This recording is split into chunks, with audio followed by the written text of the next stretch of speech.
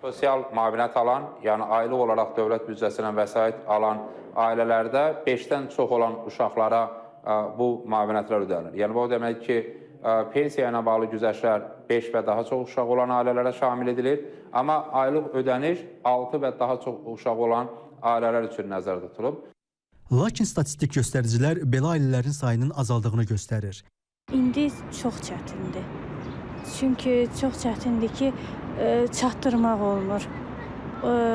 Qiymətlər çox bahalaşıb, ərzaqlar bahalaşıb. İndiki zamanda uşaqlar baxmaq çox çətindir. 3 uşaq olsun, 5 uşaq olsun. Məndə birdir deyənə hasanddır. Elə bu səbəbdən də sosial dəstək dairəsinin genişləndirilməsi üçün yeni təklif irəli sürülüb. Təşəbbüs reallaşarsa 100 mindən çox ailənin sosial taliyi müsbətə doğru dəyişə bilər. Təklifə əsasən çox uşaqlı ailə statusunun mərhələli şəkildə 5-dən 3-ə endirilməsi nəzərdə tutulur. 3 və daha çox uşaq olan ailələr həm dövlət büdcəsindən aylıq müavinət alsınlar uşaqların sayına görə. Eyni zamanda bu həm də həmin ailələrdə anaların, bir sıralarda isə ataların daha tez pensiya çıxmasını təmin edə bilər. Məsələn, əgər biz təklif edirik ki, əgər ailədə uşaqların sayı 3-dürsə, o zaman pensiya yaşı 3 il azaldırsın, 4-dürsə 4 il azaldırsın.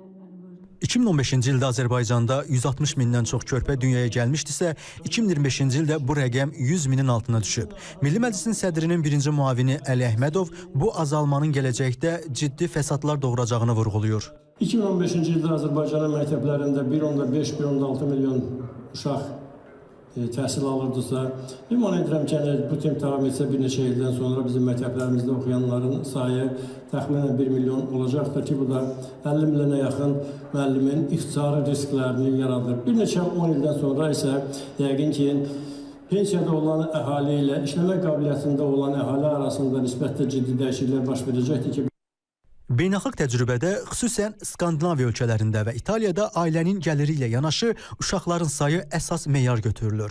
Bəzi ölkələrdə sosial ödəmələr artıq ikinci uşaqdan başlayaraq tətbiq olunur.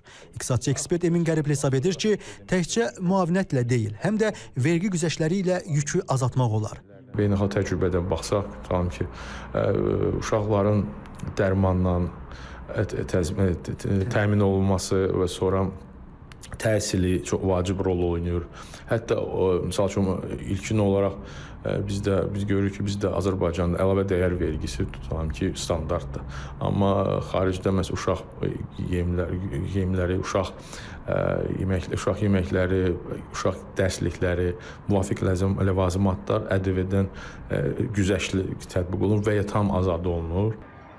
Ekspertlərin fikrincə 2026-cı ilin dövlət büdcəsində sosial istiqamətə 17,1 milyard manat vəsaitin ayrılması bu sahədə köklü islahatlar aparmaq üçün geniş imkanlar yaradır.